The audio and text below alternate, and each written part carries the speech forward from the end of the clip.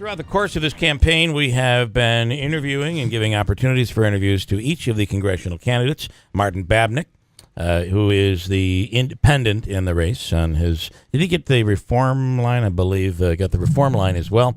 Also Kim Myers, who is the Democrat, and Assemblywoman Claudia Tenney. In full disclosure, someone asked me, why do I never hear Ms. Tenney on the air? It's because she refuses to come on. We've asked her several times. We ask her, Andrew, on average per week, how many times do we ask her to come on? 3 to 5. 3 to 5 times a week. She refuses because calls. She says, I'm unfair. So we invite her to, publicly now, inviting her to come on, and we'll offer her a very fair interview, but she feels that we won't. So if you're wondering why, it's because she refuses. Kim Myers, but that's not going to stop us from interviewing the other two candidates. Kim Myers, the Democrat, is on the air right now. Kim, good morning. Thanks for coming on. Good morning. I would say maybe you are unfair because you haven't asked me 3 to 5 times a week to come on the air. That is true. That is very true. All right. Well, Andrew, and get Kim, on that. in my defense, that's because you usually respond. I know. I'm only teasing you. All right. Thank you. So we're getting close, and this now we're beginning to see TV commercials. We're going to see a lot more, I think, as we get closer to November. Some polling was recently released, and what's your take? There are 3 polls out there, and in fairness here, each was done by the candidate, the actual campaign. So take that for what it is. But your poll shows that you might be very well tied with Claudia Tenney right now at the top. Absolutely, and I think when you look at polling, this is all new to me, so I rely on the experts. But you have to look at who is being polled. If you're polling, like we did, likely voters to go to the poll, that's what you want. You want to make sure you're sampling what's the best likely person who's going to go to the polls. If you're sampling somebody who hasn't voted in 10 or 20 years, is that a good sampling? I don't know, because this is a very unusual year, and I don't mean to imply whatsoever that somebody that hasn't voted in the past will not vote this year. Yeah. But, that's my take on it. And, it shows that we're tied, and it's pretty exciting because that was before we had done any advertising whatsoever. We hadn't dropped a piece of mail. We hadn't been on TV, and we wanted to get a baseline and to start out on that baseline. That's very exciting for us. Okay, so that is all changing now. Of course, the state primary is over, and here we go, the race to the finish. And a few issues. One of the things I have to tell you, Democrats don't help you because of this image that the Democrats are anti-gun. Obviously, in upstate New York, in this district, and certainly in this area, the Second Amendment is vital for any candidate running for public office. Where do you stand, and how do you differ from a typical Democrat when it comes to guns and the Second Amendment? Well, that is, unfortunate that in our political system sometimes everybody gets painted with a broad brush, and I'm running as myself, happen to be under the Democratic ticket. That's the line I'm on. But I was born and raised in a business that is probably the largest seller of guns and ammunition in the entire nation. So the protection and the preservation of the Second Amendment is paramount, not just for business, but because it's our way of life. It's our way of life in the upstate, hunting, sportsmanship. And so therefore, and I have to tell you, even on a national level, I don't hear anybody saying they're going to repeal the Second Amendment. But I do understand that it's caused some fervor and caused people anxious and worry about it on the Democratic side. But that's not where I'm at. I think responsible gun ownership is what we're after, what anybody is after. I've talked to many Republicans and Democrats, just responsible gun ownership, and absolutely preserve the Second Amendment, that people have the right to own guns. They have the right to hunt and have a way of life and sportsmanship. That being said, that there's no doubt that you want to keep guns out of those that would harm you. For example, somebody that's on the terrorist watch list, should they really be able to purchase a gun? I don't think that's in the protection and the best interest of anybody. How would you? I want to touch on that just for a second. How would you be able to? So let's say that there is an American citizen on the terror watch list, and we've heard stories of mistakes. How do you vet them and prevent them from getting a gun? a U.S. citizen.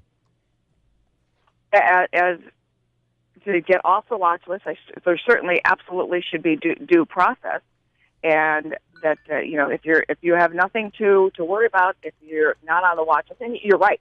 I've heard of people being on the watch list that are 6-year-old children because they happen to have the same name as somebody else. Yeah. So I think it's common sense. It's just absolutely common sense of how you do this and how you protect citizens. And but you definitely have to protect the Second Amendment.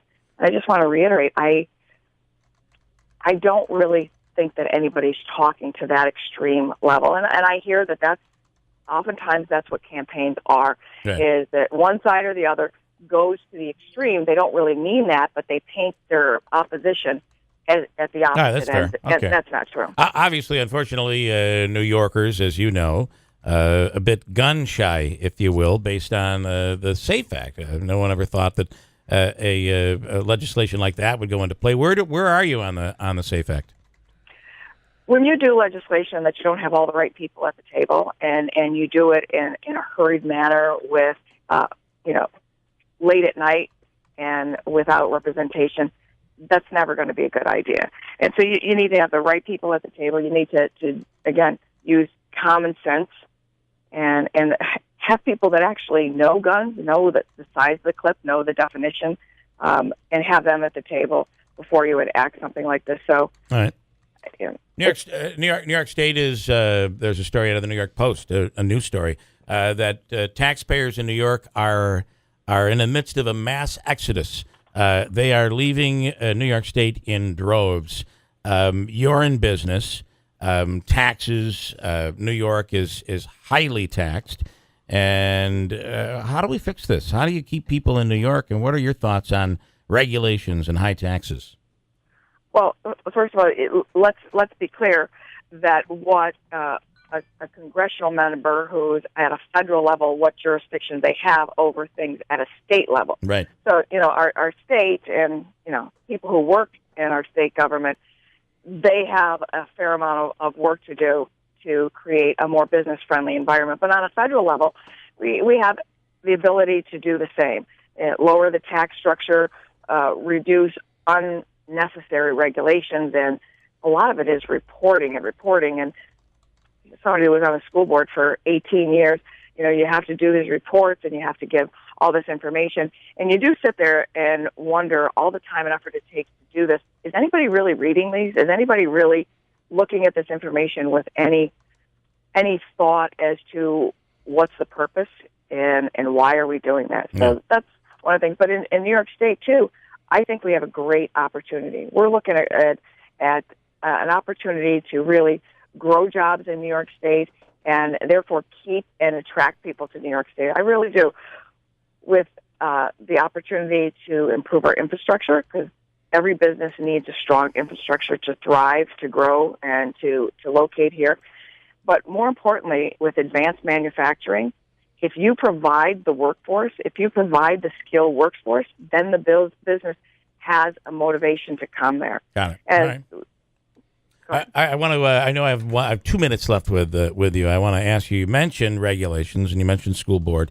I was at a curriculum night last night for my daughter's class. She's in 9th grade. The teacher, who I don't think was any big fan of Common Core, she's the math teacher, said, I know you're nervous about it. I know that a lot of people are against Common Core, and I understand that. But she said, I love the way it's not the way I learned math, but I love this math. And that's the teacher talking about Common Core. Where are you on Common Core? And are we a bit confused over what Common Core really is? I appreciate you bringing that up, because absolutely that's the case. And again, in an election year, you get people who like to use buzzwords. They like to use words that incite anxiety in people, and certainly the word Common Core does.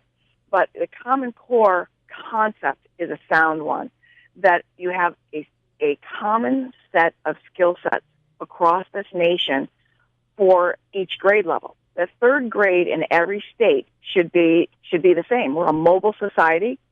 As people move to different areas, your child shouldn't be behind or ahead, and it levels the playing field. I have a daughter who's 8 years old, and she's going into second grade. And I have to tell you, last year, the way the math was being taught, I was like, what? I would call the teacher and say, what are you talking about? What is it? My daughter got it. She actually got it, and she was thriving. The problem with the Common Core is a lot of things, but number one, it comes with no funding to train that great teacher that your daughter has who loves it and understands it, and that's part of the problem. You can't instill mandates without funding, and it's also the Regents reform agenda, how New York State rolled it out. It was rushed. Terribly, yeah. And it didn't come with the funding to make sure that it was implemented correctly and that you had, I just want to be very clear, Common Core should not be a cookie cutter across all the states either. It should be a skill set, but the teachers in the individual classrooms and the individual school districts should absolutely retain control of how that's delivered and how they teach those skill sets. One thing that she said is that it not only teaches you how to, it used to be we learned in math how to do the problem. You didn't understand what it meant, why you were doing it. And she said this actually teaches that. I was shocked to hear her say she loves the Common Core math. Interesting. One last question, Kim Myers. A lot of people wondering, will you tell us who you're voting for on November 8th for president? First of all, I respect the fact in the United States of America, your individual vote is your own personal thing. But I will say this. I'm a mother of 6 children. My oldest just turned 35 years old last Sunday. I've spent a lifetime teaching my children and leading by example of the way you treat people and the way you talk to people and the way you don't talk about people. For that, I personally cannot have somebody in the White House who says such egregious, mean-spirited, untrue, nasty things about anybody across the world. I really don't think that that's somebody that you want with your fingers on the nuclear codes. So no to Donald Trump, but you won't say if you're voting for Hillary. I'm voting for there are, in my mind, there are only 2 choices. Okay. And I agree with people that are not happy with either choice, but I do believe that Hillary Clinton has the credentials to keep this country safe and to lead this country forward and has the temperament, let's put it this way, the temperament that is needed in that office. All right. If that's our choices, That's it. Kim Myers, candidate for Congress. We appreciate your time. Thank you so much for coming on, and we'll speak again.